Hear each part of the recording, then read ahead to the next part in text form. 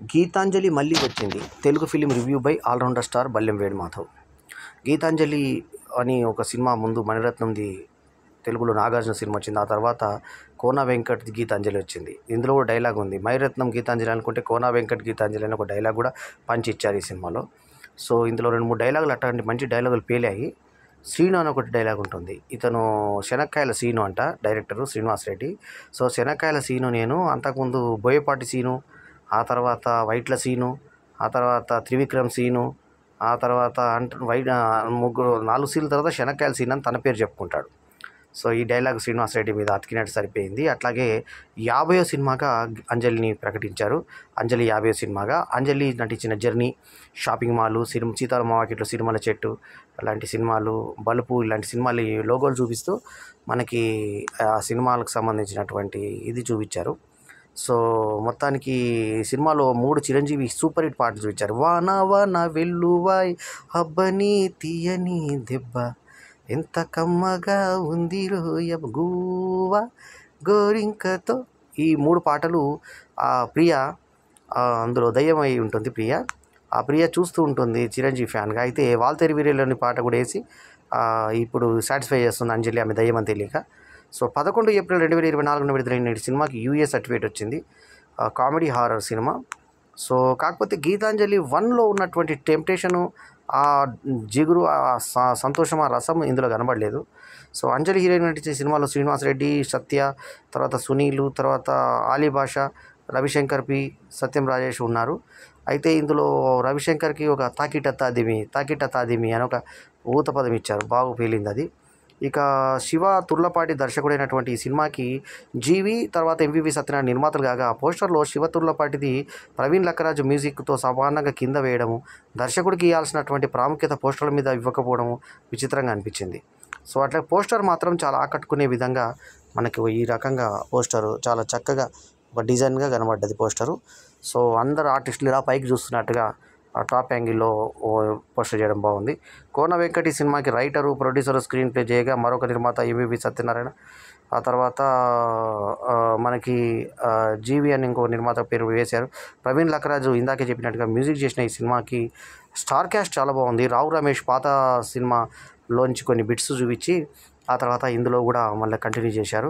అయితే ఇందులో ఒక గెస్ట్ హౌస్ లాంటిది ప్లేస్ కట్టిన తర్వాత అక్కడ శాస్త్రి అని చెప్పేసి రవిశంకర్, ప్రియా అని అతని భార్య, అతనికి ఇద్దరు కూతురు లేచిపోవడంతో వాళ్ళు ఇదైపోయి లాస్ట్కు రెండో కూతురు ప్రియుని చంపేస్తే ఆ బాధ తట్టుకోలేక ఆమె ఆత్మహత్య చేసుకొని, అంటే మొత్తం మంట తగిలిపెట్టుకుంటే ఆ తగలబడిన దాంట్లో ఈ ముగ్గురు కాలిపోతారు.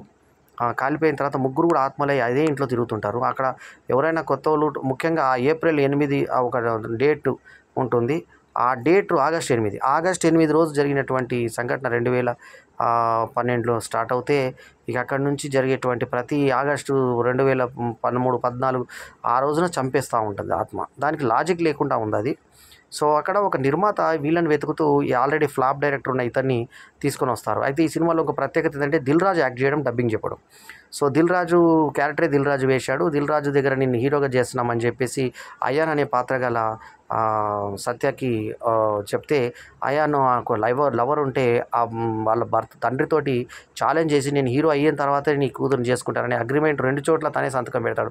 ఆయన పెట్టాల్సిన చోట తన చోట ఈడందరూ హడావుడిగా ఆడున్నారా అనుకున్న తర్వాత తీరా పోతే దిల్ రాజు ఆఫీస్కి వెళ్ళిపోతే వీళ్ళేమో మేము అక్కడే ఉన్నామని చెప్పి ఇంకా డబ్బులు కొట్టు గూగుల్ పే చేయని అంటుంటే దిల్ రాజు నిన్ను కలుసుకుంటా డైరెక్ట్గా కలుసుకుంటే యానిమల్ అవన్నీ బయట పోస్టర్స్ ఉంటాయి.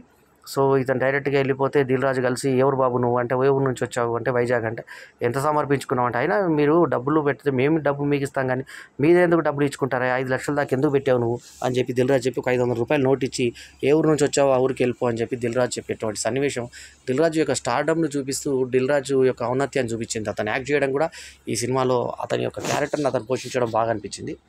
సో ముఖ్యంగా ఈ డైరెక్టరు మొత్తాన్ని దిల్ రాజుతో యాక్ట్ చేయించేటువంటి ఒక అరుదైన అవకాశాన్ని అందిపుచ్చుకున్నట్టే చెప్పాలి శివ తుర్లపాటి. సో తర్వాత ఇంకా వీళ్ళు నలుగురు దగ్గర కలుసుకొని వీళ్ళ పేర్లు కూడా ఆత్రేయ, ఆరుద్ర అని పెట్టుకున్నారు. శ్రీనివాస్ రెడ్డి శ్రీను పెట్టుకోగా, సత్య, తర్వాత ఇతను సత్యం రాజేష్లు ఇద్దరు ఆత్రేయ ఆరుద్ర అని పేర్లు పెట్టుకోవడం, శ్రీను అని పెట్టుకోవడం. వీళ్ళు మొత్తానికి ఇలా ఫ్రెండ్ అయిన అంజలి ఎక్కడో వేరే దగ్గర ఒక రిసార్ట్ దగ్గర పనిచేస్తుంటే అక్కడ హోటల్ పెట్టుకొని ఆమె అప్పుల్లో ఉంటే ఆమెను హీరోయిన్ చేద్దాం అనుకొని ఒక డబ్బులు ఉన్న అతను కలిస్తే అతను రావు రమేష్ కొడుకు అని చెప్పి సస్పెన్స్ తెలుస్తుంది మనకి ఇంటర్వెల్ బ్యాంక్. ఆ తర్వాత వాళ్ళు ఒక బిల్డింగే కొనేస్తాడు, ఒక బూత్ బంగ్లాని. ఆ బూత్ బంగ్లాకి శాస్త్రి అక్కడ తిరుగుతుంటాడు దయ్యంగా. వాళ్ళని షూటింగ్లో వాడుకోవడం అని కామెడీ స్కిట్స్గా అనిపించాయి, కానీ కథగా ఎందుకో ఇది మొదటి సినిమాతో పోలిస్తే అంత అద్భుతంగా అనిపించలేదు. అట్లాగే ఆలీకి బొమ్మ ఏదైతే ఈ బొమ్మలో ఉన్నటువంటి ఆత్మను బొమ్మలో బంధించి బొమ్మ పడేస్తే ఒక పాప ఆ బొమ్మ ఏరుకొని, బొమ్మలు అమ్మే పాప బొమ్మ అమ్మేసి 500 రూపాయలు అంటే 100 రూపాయలకి ఆలి కొనుక్కొని వెళ్ళిపోతే ఆ తర్వాత బొమ్మ ఏడిపిస్తూ ఉంటుంది. ఇంటర్వ్యూలో దాన్ని తగలబెట్టేస్తే కూడా తిరుపతికి అతన్ని చేరుకుంటుంది. అతని పేరు వెంట్రకాష్ వెంకట్రావు, వెంట్రుకల వెంకట్రావు అని పిలుస్తుంటారు. అతను ఒక అసోసియేషన్కి పిలిస్తే అక్కడ అతను రసికుడు అయితే అతని విషయాన్ని బొమ్మ చెప్పేస్తూ ఉంటుంది. ఆమెకు చెల్లెలు ఉంటుంది, ఈమె గీతాంజలి అయితే ఆమె చెల్లెలు అంజలిని వెతుకుతూ ఈమె చివరాఖరి క్లైమాక్స్లో కలుసుకుంటే అక్కడ అంజలి గీతాంజలి ఇద్దరు బయటకు వచ్చి పిల్లలతో పోరాటం చేసి ఏ రకంగా జరిగింది అనేది రొటీన్ కథ. కాకపోతే ఏంటంటే కామెడీ స్కిట్స్ బాగా పేలాయి. ముఖ్యంగా శ్రీనివాస్ రెడ్డి టైమింగు, తర్వాత సత్య, తర్వాత సత్యం రాజేష్ల కామెడీ, శకలక శంకరు, వీళ్ళందరి కామెడీ మనకు బాగా ఆకట్టుకుంటుంది. ముఖ్యంగా శకలక శంకర్ హీరోగా చేస్తున్నాడు ఈ మధ్య. మరి ఆయన ఈ సినిమాలో మామూలు ఫ్రెండ్ విషయం వేశాడు. సునీల్ ఈ సినిమాలో మరి కెమెరామ్యాన్గా అతను ఒక పెళ్లిలో కెమెరా ఫోటోలు తీసేటోడైతే అతను గుర్తుపడుతుంది అంజలి. అవన్నీ కూడా కామెడీ స్కిట్స్గా చూస్తే మాత్రమే నవ్వుకోగలుగుతాము. సినిమా ప్రకారంగా చూస్తే గీతాంజలి మళ్ళీ వచ్చింది మొదటి పార్ట్తో కంపేర్ చేస్తే అంత లేకపోయినా సినిమా రెండో పార్ట్తో ఉత్త ఎంటర్టైన్మెంట్ పాయింట్ ఆఫ్ వ్యూలో చూస్తే బాగుంది. పాటలు ప్రవీణ్ లకరాజ్ చేసినటువంటి కంపోజిషన్లు మామూలుగా సాధారణంగా సాగాయి. సో అంజలి మాత్రం చాలా అందంగా కనబడ్డది. ఆమె జర్నీ అప్పుడే 50 సినిమాలు చేసిందా అనిపిస్తుంది.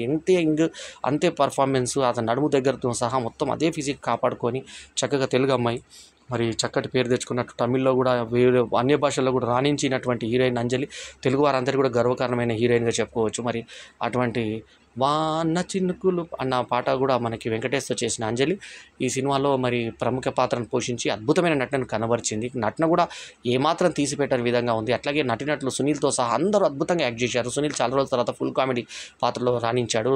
శకలక శంకరు, శ్రీనివాస్ రెడ్డి, తర్వాత సత్యం రాజేష్, తర్వాత ముఖ్యంగా అమాయకమైన పాత్రలో సత్య చేసినటువంటి నటన చూస్తుంటే మనకు నవ్వొస్తుంది. శ్రీనివాస్ రెడ్డి డైరెక్టర్గా అతనికి అడ్వాన్స్ 50,000 పంపించి ఇతను పిలవడము, ఆ పిలిచిన తర్వాత ఎవరు మన శ్రీకాంత్ అయ్యంగారు, ఆ తర్వాత శ్రీకాంత్ అయ్యంగారు ఇక మావాడికి పోయే టైం వచ్చిందని మిమ్మల్ని డైరెక్టర్ పెట్టుకోవడానికి పంచులు అవన్నీ కూడా పేలాయి. చివరాఖరి అతను ఎందుకు పిలిచాడు ఏం సంగతి దాని మీద అతను అగ్రిమెంట్ చింపేయడానికి వీళ్ళు ఇంట్లోకి వెళ్ళడం, ఇవన్నీ సన్నివేశాలు కొన్ని బాగా తీశారు కొన్ని సన్నివేశాలు. సో కొన్ని సన్నివేశాలు నాసిరకంగా ఉన్నాయి. మొత్తానికి బొమ్మ సన్నివేశం మాత్రం కొంచెం బోర్ కొడుతుంది మనకి. చివరాఖరిని ఏంటంటే ఏదో మొత్తానికి ట్రై చేశారు. కోన వెంకట్ లాంటి సీనియర్ ఉన్నాడు కాబట్టి ఎంతో రాణించే ప్రయత్నం చేసి డైలాగ్ పంచులతోటి ఎక్కువ లాక్కొచ్చి ఆర్టిస్టుల పర్ఫార్మెన్స్ తోటే మనకి ఎక్కువ ఆకట్టుకునే సినిమాగా ఉంటుంది. ఎక్కడ ఎక్స్పోజింగ్ లేకుండా చాలా నీట్గా తీసుకున్న సినిమాలో ఓజా బోర్డు దగ్గర కూడా మంచి కామెడీ చేశారు. వీళ్ళు దారం తెగిపోతే నిజంగా ఓజా బోర్డు మీద దయ్యమే పనిచేయడము, శాస్త్రీయంగా రావడము, జనరల్ ఆర్టిస్ట్ లాగా వీళ్ళు అనుకోవడము, ఒక అమ్మాయి ఏడుస్తుంటే ఏడుపులు ఎన్ని రకాలు ఉంటాయి అవన్నీ సత్య చేసి చూపించేటువంటి వర్షను, ఈ రకంగా ఈ ప్రేమికుడు ఏడుస్తాడు, గొప్ప వాళ్ళేమో లోపల ఏడుస్తారు అని చెప్పే సన్నివేశం తెగ నవ్విస్తుంది మనల్ని. కొన్ని బిట్స్ బాగా నవ్విస్తాయి మనల్ని. అట్లాగే లొకేషన్ దగ్గర భయపడిపోయి వీళ్ళు వద్దు ఇంకా వెళ్ళిపోదాం అనుకున్న తర్వాత అగ్రిమెంట్ చూపించి భయపడి క్లాస్ 8లో ఏమో చూసావా 3 కోట్లు నాకు వెనక్కి ఇవ్వాలని చెప్పేసి అంటే లాస్ట్కి అగ్రిమెంట్ వీళ్ళు చింపే దగ్గరికి వెళ్ళిన తర్వాత అతను లోపలికి వచ్చేసరికి వదిలేసి వెళ్ళిపోవడం, ఆ తర్వాత అతనిలోకి మళ్ళీ రావు రమేష్ రావడం గ్రాఫిక్స్ తోటి వీళ్ళని భయపెట్టి, ఆ గ్రాఫిక్స్ అన్ని కూడా మామూలు రకంగా ఉన్నా కూడా ఉన్నంతలో సినిమాకి ఒక అంజలి మా నటనతో గీతాంజలి మళ్ళీ వచ్చిన సినిమా పర్వాలేదనే స్థాయి సినిమా అయింది, కానీ అద్భుతమైన సినిమాగా మాత్రం రాణించలేకపోయింది. 3.25/5 ఈజ్ మై రేటింగ్. గురువారం విడుదలైనటువంటి ఈ సినిమా ఏమాత్రం రాణిస్తుంది అనేది ఇప్పుడు ప్రేక్షకుల తీర్పు మీద ఆధారపడి ఉంటుంది. కామెడీని ఎంజాయ్ చేసి ఎండాకాలంలో పన్నీటి జల్లులాగా వచ్చిన ఈ సినిమాని మరి ఫ్యామిలీ ప్రేక్షకులు ఆదరిస్తే మాత్రం దీని విజయం ఉంటుందేమో. మరి మామూలుగా అయితే మామూలు చిత్రంగానే చెప్పుకోవాలి సినిమాని. ఈ వీడియో కనుక మీకు నచ్చితే, ఈ రివ్యూ కనుక మీకు బాగుందనిపిస్తే రివ్యూని లైక్ చేయండి, షేర్ చేయండి, మా ఛానల్కు తప్పకుండా సబ్స్క్రైబ్ చేయండి. ఎల్లప్పుడూ మీ ఆదరాభిమానాలు ఆశించే మీ ఆల్రౌండర్ స్టార్ బల్లెం వేణు మాధవ్ రంజాన్ శుభాకాంక్షలతో. జై హింద్.